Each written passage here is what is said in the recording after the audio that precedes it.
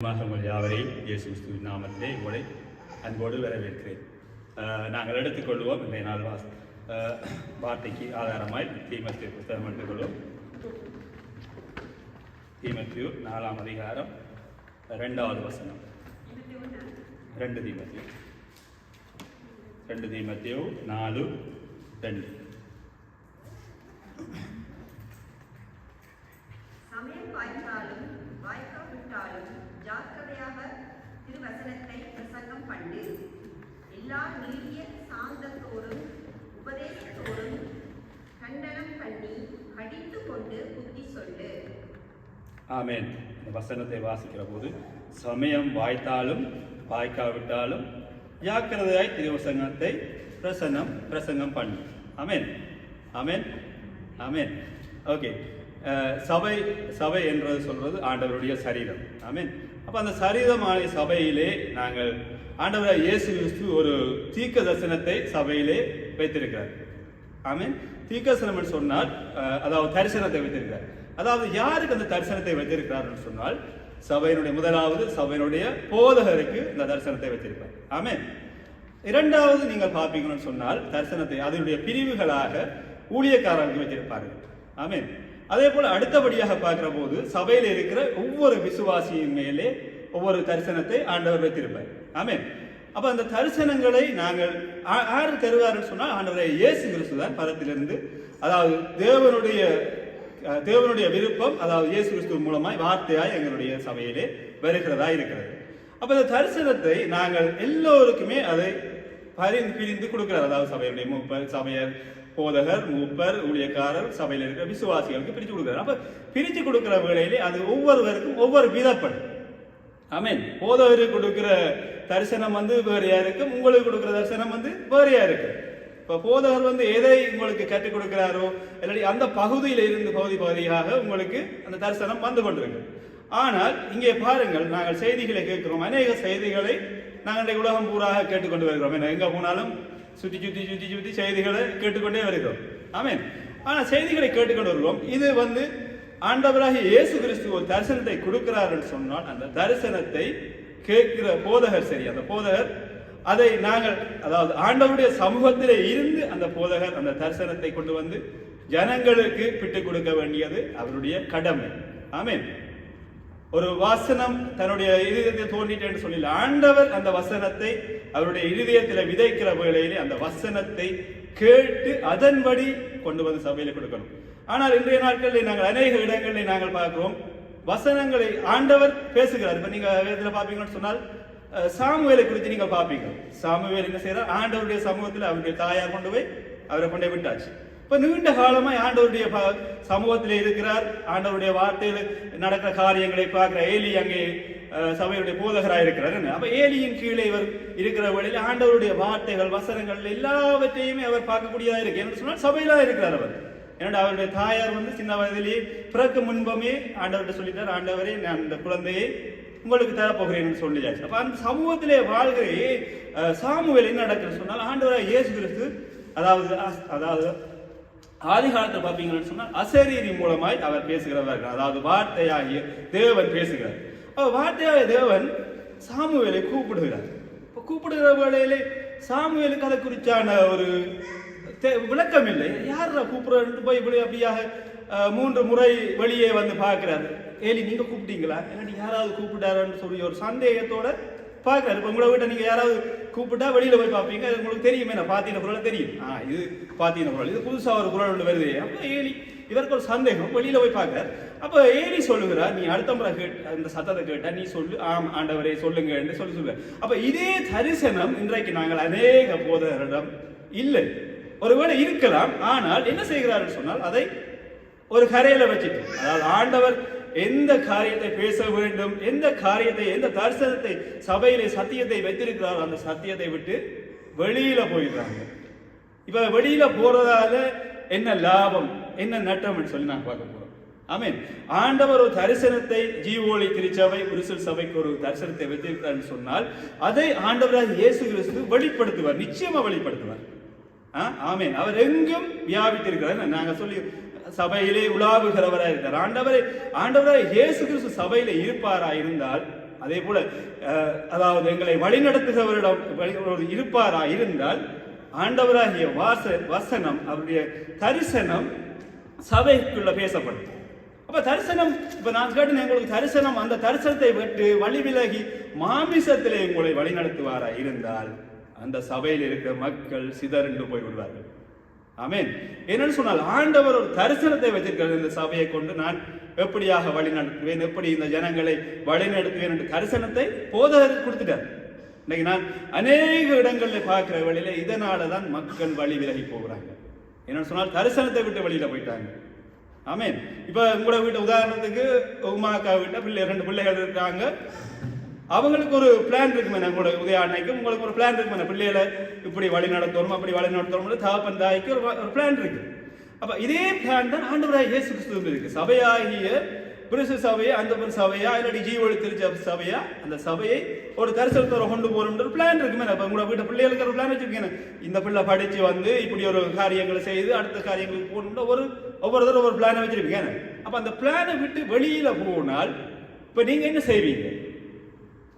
அப்ப இந்த சகோதரன் சொன்னது போல அதற்காக புத்தி சொல்லுகிறவர்களா இருப்பீங்க, அதை குறித்து ஆராய்ந்து பார்க்கிறவர்களா இருப்பீங்க. என்னடா உழவு காலம், நாங்க 25 ஆண்டுகள் கொண்டாடுறோமே, செய்தோமே, இனி 40வது ஆண்டு செய்ய போறோமே, இத்தனையோ ஜனங்கள் இருக்க வேண்டிய சபையில ஜனங்கள் இல்லையே, வழி விலகி போய்விட்டார்களே, ஏதாவது எண்ணிலே பிழை இருக்கா என்று சொல்லி தங்களை தாங்களே நியாயம் தீர்த்துக் கொள்வார்கள். அதாவது தங்களுடைய இருதயத்திலே நியாயம் தீர்த்து ஆண்டவரிடம் ஒப்புரப்படுவார்கள்.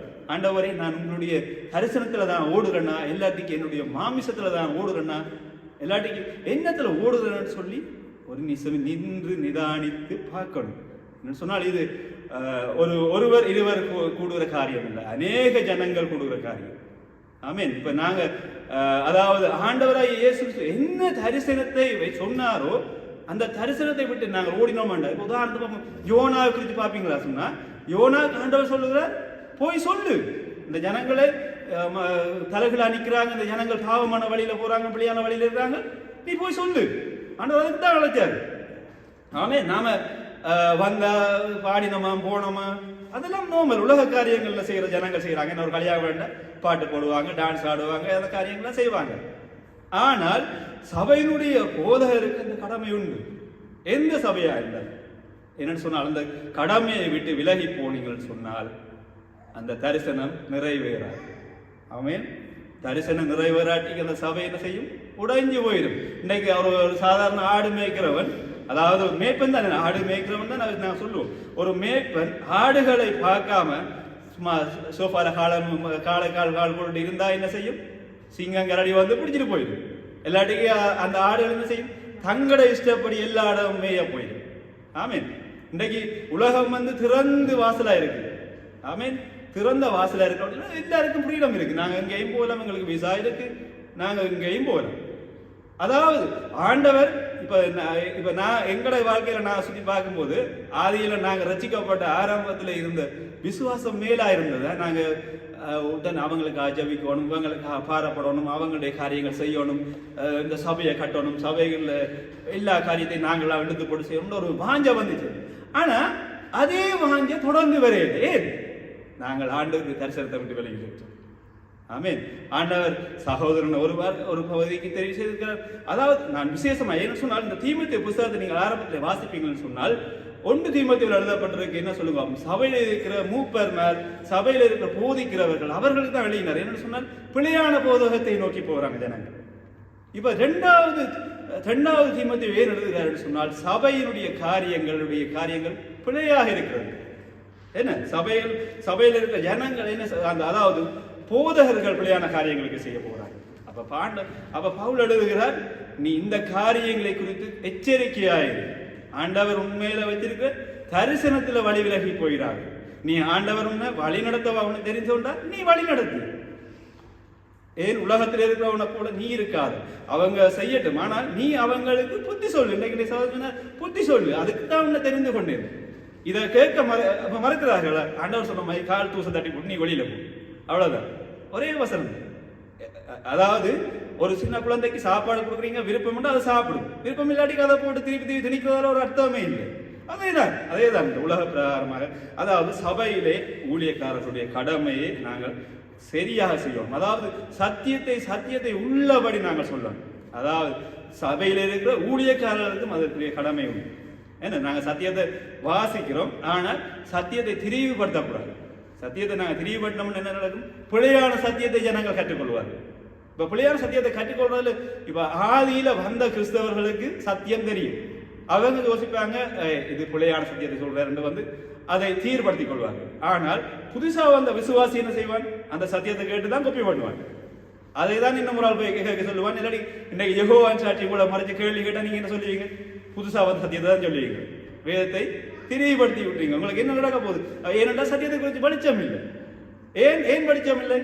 அங்க ஆரம்பம் பிழைச்சு போச்சு. தரிசனத்தை ஒருவர் ஆறு கொடுத்தோ அந்த தரிசனத்தை விட்டு அவர் விலகினால் நீங்க என்ன செய்யணும்? அவர் என்ன பார்த்துட்டு அவர் சொன்னா சொல்லட்டும், கேட்டா கேட்கட்டும், தரிசனத்தை நாங்க எங்களை பாட்டு இருக்கிறதா இல்லை? உங்களுக்கும் சொல்லப்பட்டிருக்கேன், நீங்கள் ஒருவருக்கு ஒருவர் புத்தி சொல்லுங்க.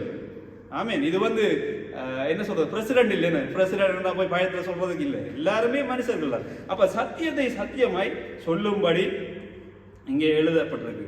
அங்கே வசனம் சொல்வது சமயம் வாய்த்தாலும் வாய்க்காவிட்டாலும் ஜாக்கிரதை திருவசனத்தை சொல்லு. ஆமீன். சில வேளையில் சூழ்நிலைகள் சரியா அமையும். நீங்க வசனத்தை சொல்றதுக்கு, வார்த்தைகள் சொல்றதுக்கு, பிள்ளைகளை சீர்திருத்துறதுக்கு சூழ்நிலைகள் சரியா அமையும். அப்ப நீங்க இலகுவா கரைச்சு கொள்ளலாம். அது எப்ப அமையும் சொல்லுங்க? எல்லாமே சரியா போய்க்கிற உங்களுக்கு அது பிரச்சனை இல்லை. ஆனா சூழ்நிலை மாறுது எப்ப சொல்லுங்க? சமயம் வாய்க்காவிட்டால் உங்களுக்கு சொல்றதுக்கு சூழ்நிலை சரி வரையில, இது சரியா பிள்ளையா இல்லைன்னு சொல்றதுக்கு சூழ்நிலை வரையில. ஆனா நீங்க அந்த நேரத்துல வெயிட் பண்ணுவோம், இந்த சூழ்நிலை வரட்டும், டைம் வரட்டும், நீங்க வெயிட் பண்ணீங்களா? நோ, ஆடு அடிக்கப்பட்டு. ஆமீன். சும்மா இது இதால சாதாரண ஒரு இப்ப நான் தான் சபைக்கு பொறுப்புன்னு சொன்னா எனக்கு அடி விழாது. மிகுதியா இருக்கிற விசுவாசியெல்லாம் அடி வாங்குறாங்க. இன்னைக்கு அந்த பெண் சபையில பொறுப்பா இருந்த ஆனந்தம் வெளியில விட்டு போயிட்டார். அதால அவருக்கு பிரச்சனை இல்லை. அவரு கீழே இருந்த ஆடுகள்ல மாட்டுப்படுது. அதாவது நான் பேரை சொல்றது கோவிக்கூடாது. என்னன்னு சொன்னா உங்களுக்கு விலங்கு பண்றதுக்காக சொல்றது. என்னன்னு சொன்னா ஆடுகளை மேய்க்க தந்த பொறுப்பு உங்களுக்கு உண்டு. நீங்க சொல்லலாது சூழ்நிலை பிரச்சனை, அவர் பிரச்சனை, இவர் பிரச்சனை என்று எந்த காரியத்தையும் நீங்க சொல்ல முடியாது. என்னன்னு சொன்னா ஆடுகளை மேய்க்க வேண்டியது உங்களுடைய பொறுப்பு. இன்னைக்கு பெல்ஜியத்துல நீங்க மக்கள் தொகையை பார்ப்பீங்களான்னு சொன்னா நான் சர்டிபிகேட் அடிச்சு பார்த்தேன், 11,000க்கு மேல ஜனங்கள், தமிழ் ஜனங்கள் இருக்கிறாங்க, இலங்கை ஜனங்கள். எத்தனை ஜனங்கள் சபையில் இருக்கிறாங்க? ஒரு நிமிஷம் நீங்க இருதயங்களை தொட்டு பாருங்க, சொல்லுங்க. இவ்வளவு ஜனத்தையா நான் வழி நடத்த ஆண்டவர், இந்த சபையை ஆண்டவர் ஏற்படுத்தினார். அப்ப இதுக்கு மெயினான காரணம் யார் என்று சொல்லி நீங்க உங்களுடைய இதயத்தை தொட்டு பாருங்க. இது வார்த்தை ஏன் ஆண்டவராய் இயேசு கிறிஸ்து 7 சபைகளுக்கும் 7 நிருபங்களை எழுதி கொடுக்கணும்? எல்லாத்துக்கும் ஏன் அதை பைபிள்ல எழுதி வச்சிருக்கணும்? எங்களுக்கு ஒரு அடையாளமாக தள்ளி வச்சுக்க. நீங்கள் இந்த காரியங்கள்ல வழி விலகி போயிடாதீங்க, சத்தியத்துல வழி விலகி போயிடாதீங்க. சத்தியத்தை நீங்க அறியுங்க, சத்தியம் உங்களை விடுதலையாகும். நீங்க சத்தியத்தை விட்டு வெளியில போனீங்களா விடுதலை இல்லை. சபையில இருக்கிற எல்லாருமே கட்டுக்களோட தான் இருப்பாங்க, வியாதிகளோட தான் இருப்பாங்க. எந்த நாள் நீங்க பார்த்தாலும் கண்ணீர் கவலையோட தான் வருவாங்க. ஆமீன். நீங்க எலியா இதுல சாமுவேலுடைய தாயார் கண்ணீரோட கசந்து போய் சபையில போய் அழுகிறாங்க. எலியா போய் கேட்கிறார். எலியா அந்த வசனத்தை எழுங்க இருக்கா? நான் சொல்றேன். 1 சாமுவேல் 17. 1 சாமுவேல் 1:17.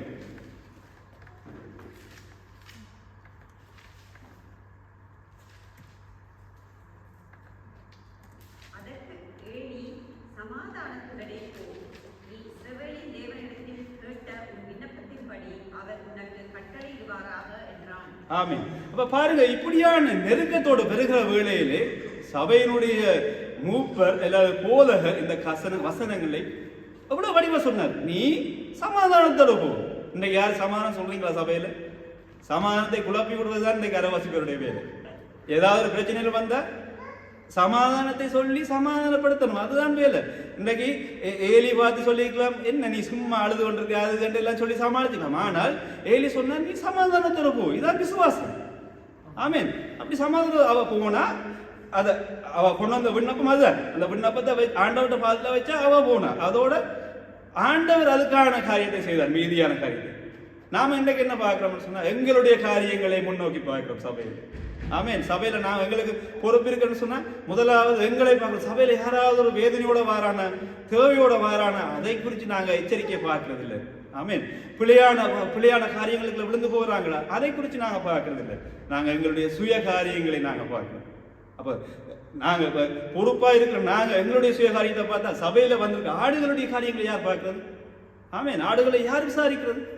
அதுக்குத்தானே ஆண்டவர் உங்களை ஒருவரையும் தெரிந்து அடிக்கணும். அவர் சும்மா வந்து நீ ஊழியக்காரனா வந்து இருந்துட்டு போகலாம்.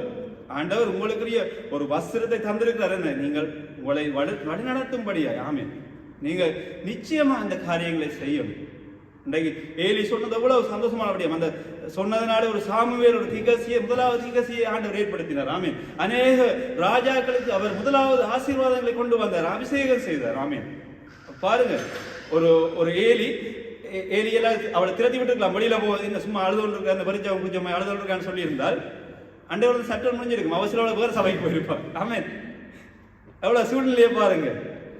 என்ன இப்படியே அழுது கொண்டு வாரியா இல்லை ஏதாவது சொல்லியிருந்தேன். அப்ப ஆண்டவர் வச்ச தரிசனம் அதுதான். ஏலிக்கு சொன்னார், நீ அவளுக்கு ஆண்டவர் வச்ச தரிசனம் அது வெளிப்பாடு. அவளை போய் சமாதானப்படுத்தும்படியாக ஆண்டவர் நல்ல ஒரு வசனத்தை சொன்னார். அப்ப அதனால அவர் சமாதானத்தோட போனார். ஆமே. இன்றைக்கு நாங்க ஏன் சபைக்கு வரோம்? ஆண்டவரை சபையில வந்த ஒரு சமாதானம், நிம்மதி கிடைக்கும். ஆண்டவரை துதிச்சு பாடலாம். இன்னைக்கு நான் வீட்டுல கத்தி பாடணும்னு சொன்னா கீழ் வீட்டுக்காரன் மேல் வீட்டுக்காரன் வந்துருவாரு சத்தத்தோட. நாங்கள் ஒரு விடுதலையோடு ஆராதிக்கலாம் என்று வருகிறோம். அப்ப நாங்கள் வருகிற வழியில் ஆண்டவருடைய தரிசனம் தொடர்ந்து எங்களுடைய இருக்குமா என்று சொன்னால் நாங்களும் வளர்ந்து வரலாம். இன்னும் ஒரு காலத்துல அடுத்த சந்ததி வரைக்கும் அடுத்த சந்ததியும் ரெடியா இருக்கும். இப்ப அடுத்த சந்ததி எங்கேயும் நாங்கள் தேட வேண்டிய நிலைமையில இருக்கிறோம். ஆமென்.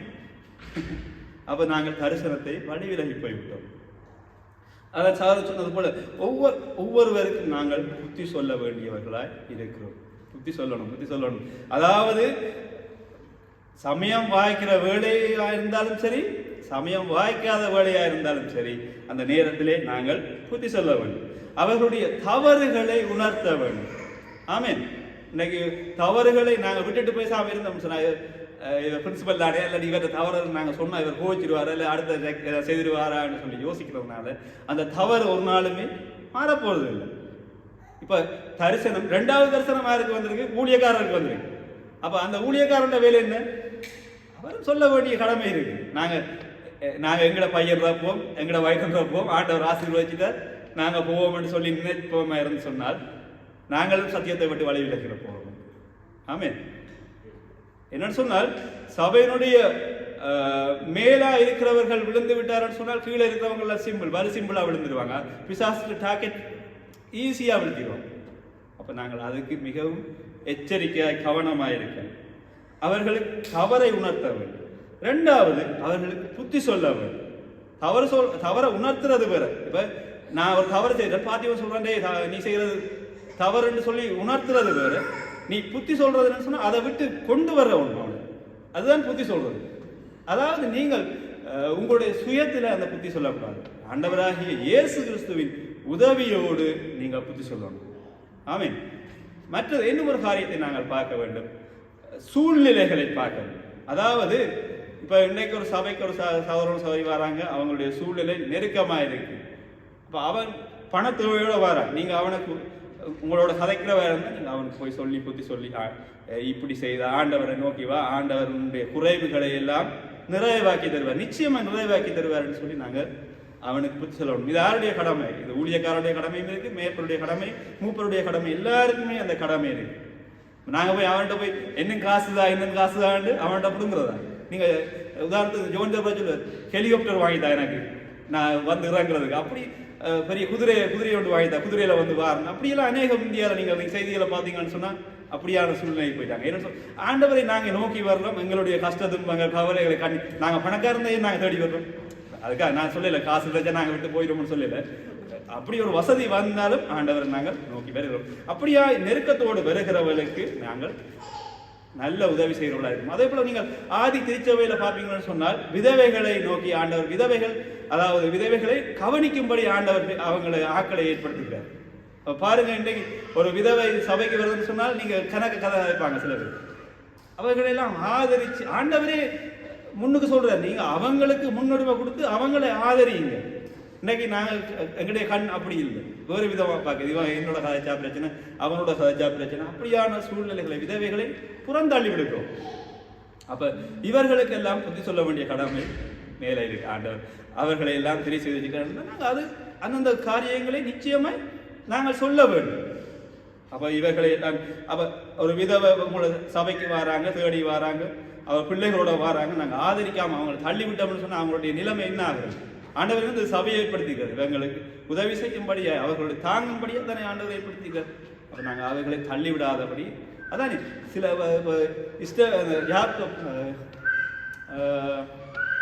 ஓகே சில சில வேளையில பாருங்க, சபையில் நல்ல உஷாரான ஆட்கள் இருப்பாங்க, ஆடுகள். சில வேளையில கொஞ்சம் பின்னுக்கு தள்ளி விடுகிற ஆட்கள் இருப்பாங்க, வயது போனவங்க இருப்பாங்க. அப்ப எல்லாரையும் அதற்கேற்றபடி கொண்டு இழுத்துட்டு போயிடும். எங்களுடைய தேவைகளை நோக்கி பார்க்கலாம். இந்த இவையில இருந்து எவ்வளவு வருமானம் வரும், இல்ல அவர்கிட்ட இருந்து எவ்வளவு வரும், தீமத்தை எவ்வளவு கொண்டு வருவான், பாத்தி எவ்வளவு கொண்டு வருவான், அப்படியெல்லாம் வருமானத்தை பார்க்கக்கூடாது. ஆண்டவராய் இயேசு எல்லாரையும் சமனாக பார்க்கிறார். அப்ப நாங்களும் சமனாக பார்த்து அவர்களை ஒவ்வொருவரையும் வழி நடத்த வேண்டியது பொறுப்பு எங்களிடம் இருக்குது, மேலிடத்தையும் இருக்கு. எல்லாருக்குமே அந்த பொறுப்பு ஆண்டவராய் இயேசு கிறிஸ்து தந்திருக்கார். தீமத்தை அதே 2 தீமோத்தேயு 4:2 வாசிங்க.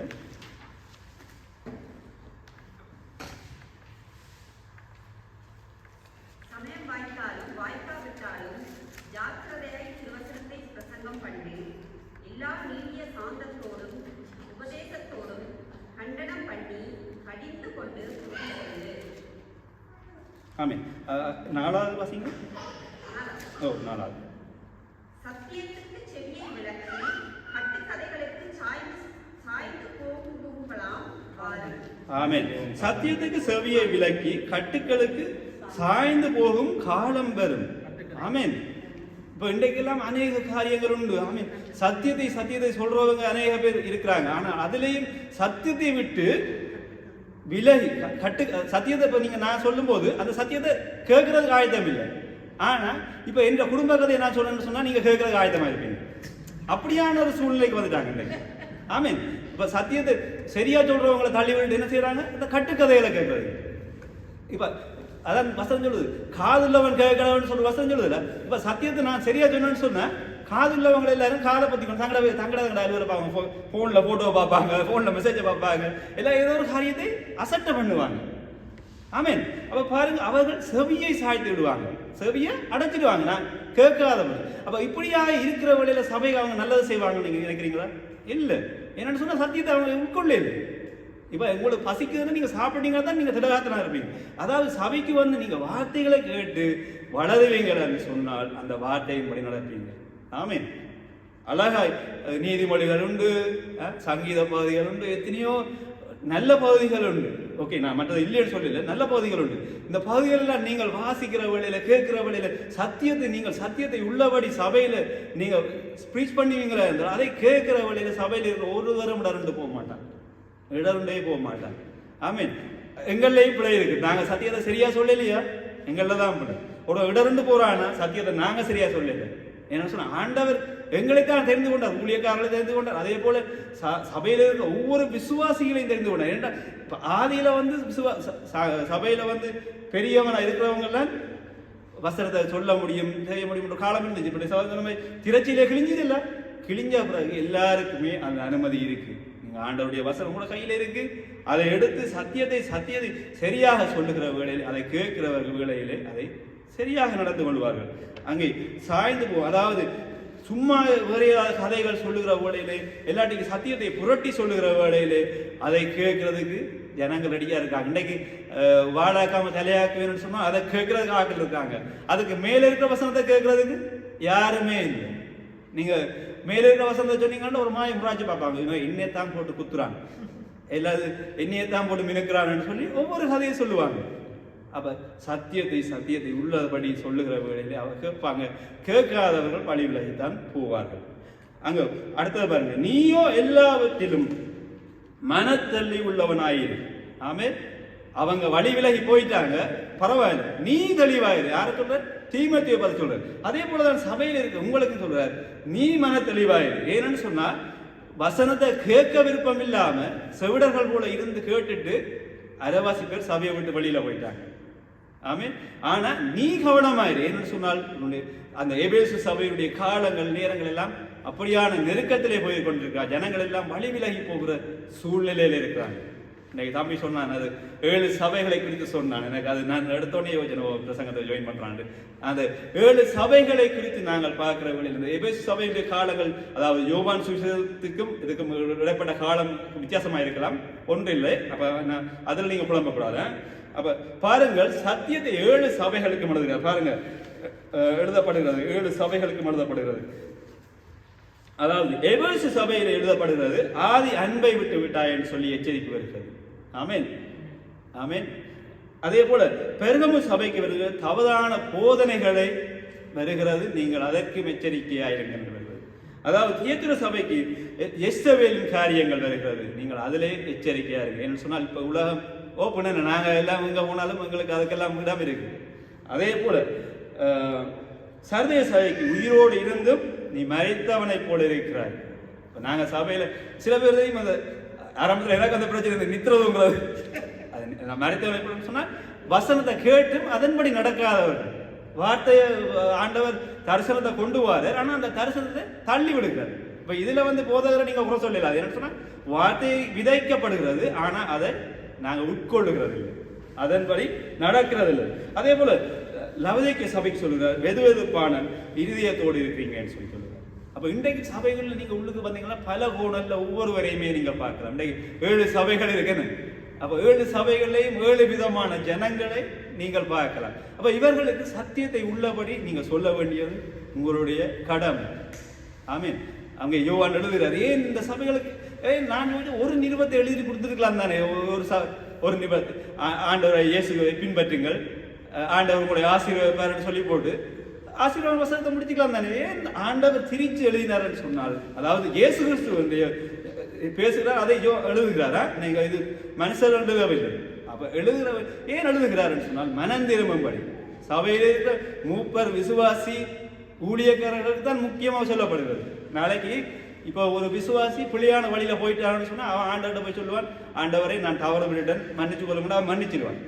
ஆடுகளை நீ ஏன் விசாரிக்கணும்னு சொன்ன கேட்டா அதுக்கு அது எனக்கு தெரியும், ஆண்டவருக்கும் அவருக்கும் உள்ள பிரச்சனை. ஆண்டவர் அதுக்கு நியாய தீர்ப்பு கட்டாயம் உண்டு. ஒரு பாவத்திலிருந்து மனநம்பி வரலாம், ஆடுகளை விசாரிக்காம விட்டாருன்னு சொன்னால் அதுக்கான நியாய தீர்ப்பு பெரிய ஒரு காரியம் உண்டு. நாங்கள் ஒவ்வொருவர் எனக்கும் அந்த கடமை இருக்கு, சபையில் ஒவ்வொருவருக்கும் அந்த கடமை இருக்கு. நாங்கள் அதுல இருந்து வழி விலக போகக்கூடாது. ஏன்னா உலகத்துக்கு ஒரு பார்வை, அதாவது லவதேக்கிய சிலை 2 பகுதிகள் இருந்தது. உலகத்துக்கு ஒரு பார்வை, வெளியில இருக்கா. சரீரத்தை பார்த்தா இயேசு கிறிஸ்துவின் ரட்சிக்கப்பட்ட புள்ளமாய் தான் இருப்பான், ஆனா வெளியில பார்த்தா உலக காரியமும் உள்ளுக்கு. அப்படியெல்லாம் நாங்க இருக்கக்கூடாது. எச்சரிப்பு எங்களுடைய சபையார். நாங்க இப்ப நான் இந்த பகுதியை உங்களுக்கு எடுத்தோன்னு நீங்க யோசிக்கக்கூடாது, எனக்கு எங்களை சொல்லி யோசிக்கக்கூடாது. ஆண்டவரே இயேசு கிறிஸ்து எழுதியிருக்கிறார், இப்படியெல்லாம் நடக்கும், நீ எச்சரிக்கையாயிரு. ஆமென். நீங்க இதுல எல்லாம் விழுந்து போயிடாதீங்க. பிழையான அதாவது பிழையான பிரசங்கங்கள், பிழையான பகுதிகள் எல்லாம் வரும், பிழையான தரிசனங்கள் எல்லாம் வரும். ஆனால் நீங்க எல்லாம் அதுல கவனமாயிருங்க. அதுல ஏன் அதுக்காக தான் ஆண்டவர் சொல்றாங்க, வசனத்தை நீங்க தியானிங்க, வசனத்தை வாசிங்க, தெரிஞ்சு கொள்ளுங்க. ஏன்னு சொன்னால் பிழையான காரியங்கள் வருகிற வேளையில நாங்கள் அதுல இருந்து விழிப்படைகிறது. ஆமீன். அதே போல எரேமியா தீர்க்கதரிசி மூலமாய் ஆண்டவர் பேசுகிறார். ஆமீன். அந்த ஜனங்கள் எரேமியா நீங்கள் 1:5 எடுத்து வாசிங்கன்னா அதுல தெரியும்.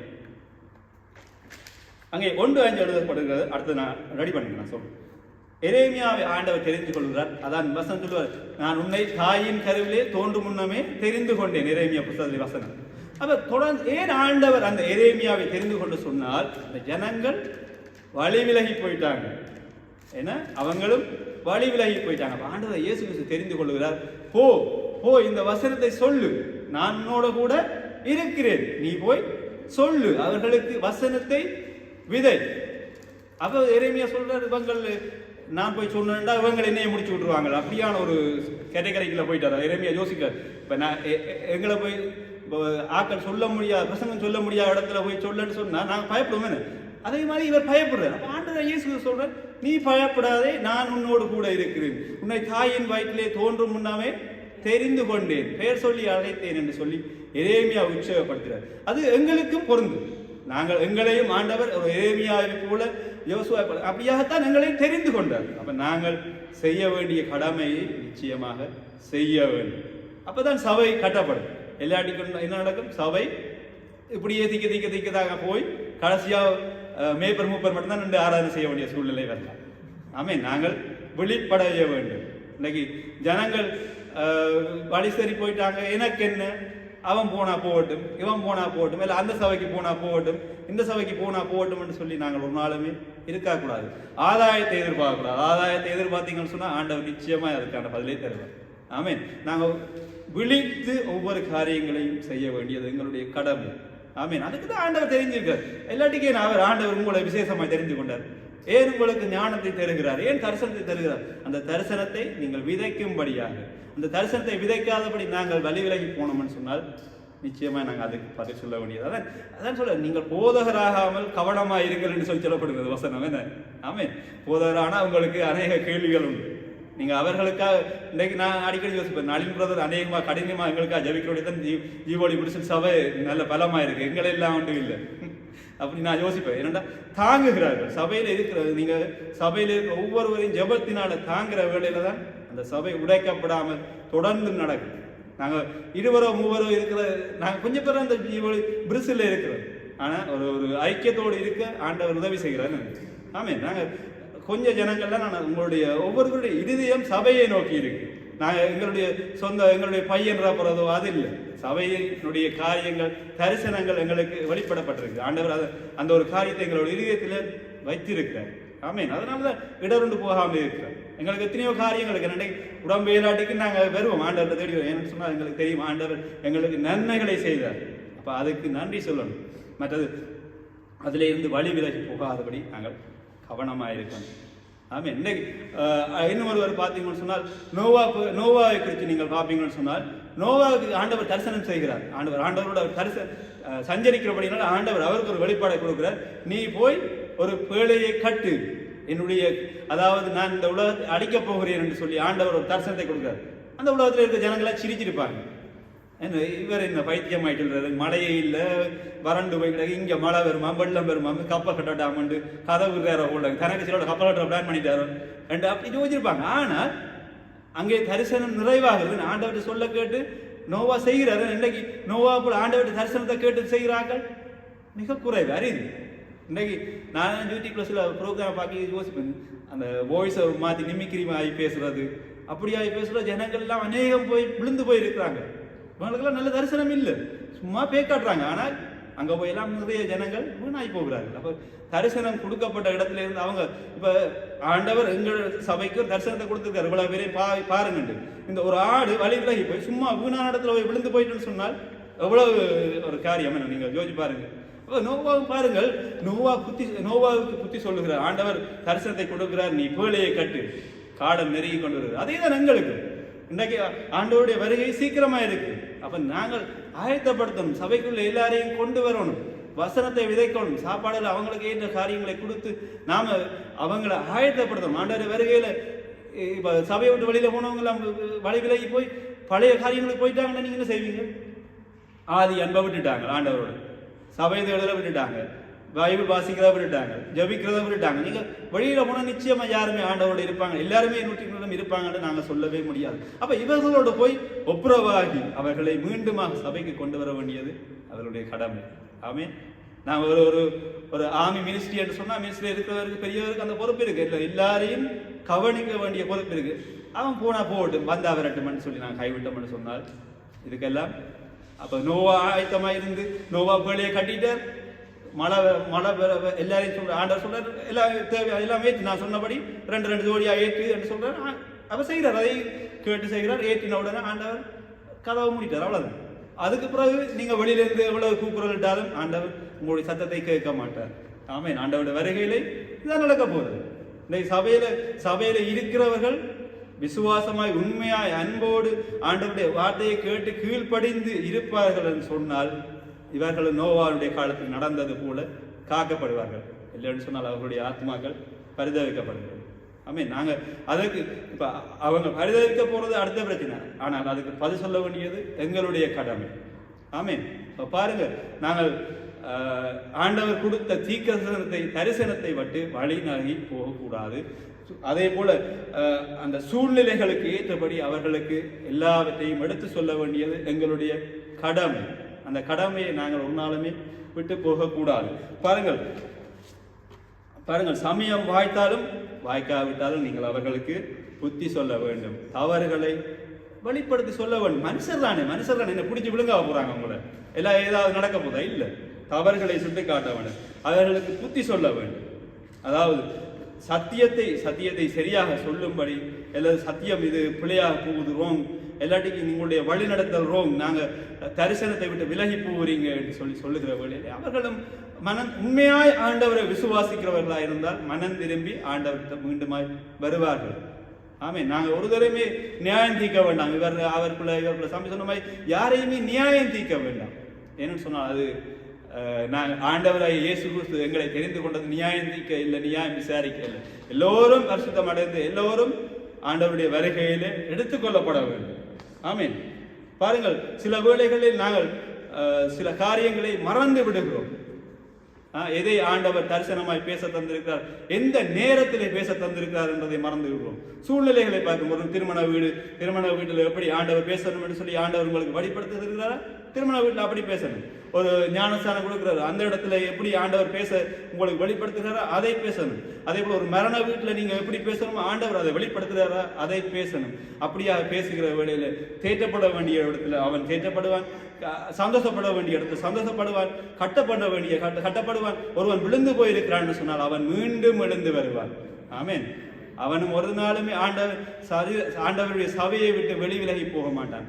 இன்னைக்கு உபதேசம் பிழைச்சதுன்னு சொன்னால் சபையில யாருமே இருக்க மாட்டாங்க. பிசாசுக்கு கொண்டாட்டம், நான் எந்த வேலையை அவன் முடிச்சுட்டாங்க. ஆமீன். நாங்க அந்த இடத்துக்கு ஒரு நாளுமே விட்டு போகக்கூடாது. ஏன்னு சொன்னா தரிசனம் கொடுக்கப்பட்டிருக்கு, தரிசனத்தை பிரித்து ஒவ்வொரு ஊழியக்காரரும் கொடுக்கப்பட்டிருக்கு. அதே போல சபையில் இருக்கிற பிள்ளைகள் ஒவ்வொருவருக்கும் அந்த தரிசனம் கொடுக்கப்பட்டிருக்கு. அந்த தரிசனத்தின்படி ஓடுகிற வழியிலே சபை தானாக வராது. ஆண்டவருடைய வருகையில இந்த சபை எடுத்துக்கொள்ளப்படும். ஆமீன். கர்த்தர் தாமே உங்களை ஆசீர்வதிப்பார்.